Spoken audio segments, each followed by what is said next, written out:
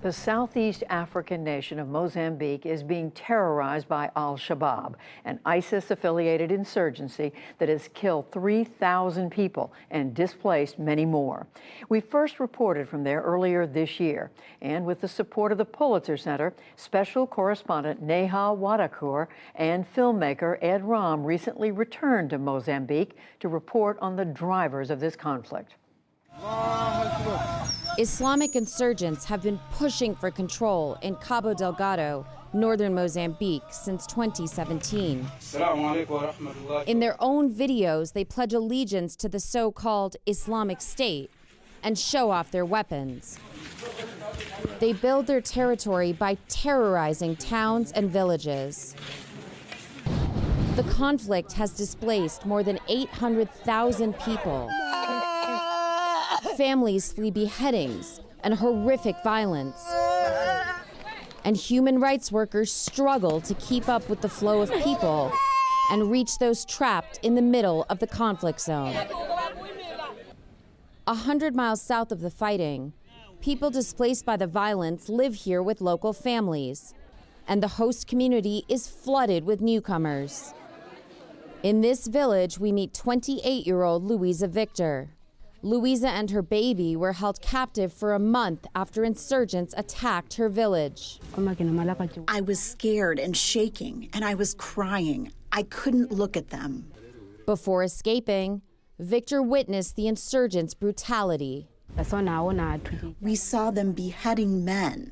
They would hold the men by the ears and tie them to posts. Then they would behead them and take the heads and bring the heads inside to show us. They said this is the work that we do. Many of the displaced people we met during our 2 weeks in Cabo Delgado said they'd also witnessed beheadings and obscene violence. Their stories made us want to understand the motives of the insurgents beyond the narrative of Islamic extremism. Cabo Delgado is rich in natural resources. But while most local people still live in extreme poverty, it's large international companies that profit from the region's wealth.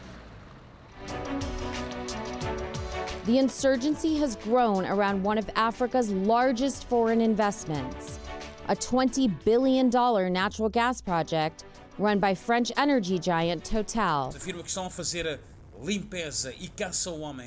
In March, the insurgents mounted a significant attack in Palma, where the project is located, prompting Total to suspend its operations.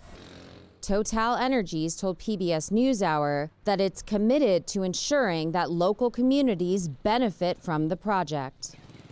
The same preconditions for insurgency that exist around the gas project are also growing around one of Cabo Delgado's most infamous industries: mining. We trekked deep into a forest near Monte Puez, Cabo Delgado's major mining area, to gain access to illegal gold and ruby mines. Multinationals, including the UK-based company Gemfields, have bought rights from the Mozambican government to extract precious minerals and stones from this area. These miners say that the presence of large companies has left them little choice but to dig illegally. We blame the bosses of our country. If they didn't want their people to suffer, they wouldn't give our country's wealth to foreigners. They would leave it to us. As you can see, these people around are very angry. Reports suggest that requests from big businesses for mining concessions have increased as the conflict has escalated, an indication that mining companies are benefiting from the insurgency. The men in this mine are working under tough conditions and say they're often beaten and chased away by security forces. Being pushed out of the mineral industry is one of the many reasons why the people of Cabo Delgado province are unhappy with their government. In Monte Puez's famous ruby mines, the conflict between illegal miners and multinationals boils down to a simple problem. White people want the stones. We want them too. And experts on the conflict are concerned that it's this anger with the government in Cabo Delgado that's fueling the insurgency. João Feijo works for the Rural Environment Observatory, which aims to contribute to the sustainable development of rural regions like Cabo Delgado. Montepuez has in fact all the conditions for the insurgents to install. These mining projects only increase social differentiation, so it creates this sense of anger, of social tension and revenge. In a statement, Gemfields told PBS NewsHour that a country's gemstones are not resources to be looted purely for personal gain, and said the suggestion that mining has contributed to the insurgency is absurd and misleading.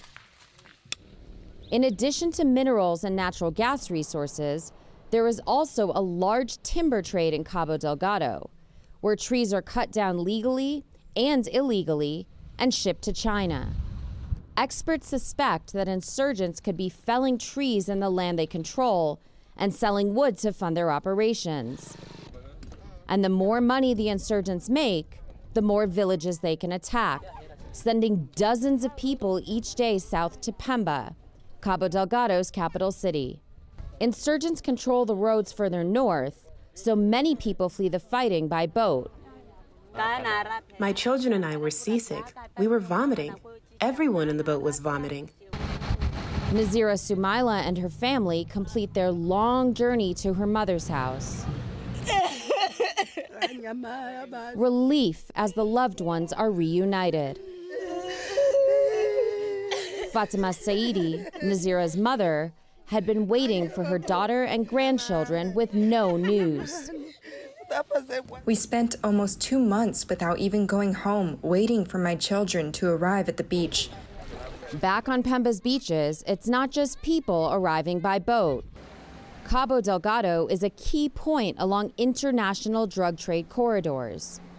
Drugs arrive in Pemba's port on cargo ships or are transferred to small fishing boats and brought to shore. One drug dealer was willing to speak with us under the condition of anonymity. Where do the drugs come in from? Heroin comes from Pakistan, and cocaine can come from Brazil or Colombia. Can you give us details about when they come in at the port? They're packing like the same bag of rice, the same bag of sugar. They're bringing it by ship. They're using the sea, and they're loading Pemba. Then they divide in different countries. Heroin is estimated to be Mozambique's second largest export. Huge quantities of drugs are transported down to South Africa and on to Europe. And analysts blame high-level corruption. It's not possible to make a business like this without the involvement of the Mozambican big men from the government and from the army. Interest in preserving this secretive black market economy makes Cabo Delgado fertile ground for the insurgency to thrive.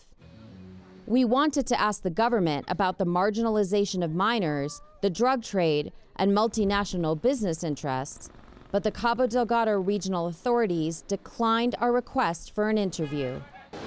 In July, Rwandan troops deployed to Mozambique to help the government regain control, and they now claim to have taken back most of the territory once held by the insurgents. But many who have been displaced by the conflict won't feel safe going home until security is restored. Louisa Victor is still living in a host community 100 miles away from her village. We have nothing. I just want to go back home. That's what everyone we spoke to said they want. In a region shattered by war, it seems the interest of big business has jeopardized the security of the people of Cabo Delgado. For the PBS NewsHour, I'm Neha Wadaker in Cabo Delgado, Mozambique.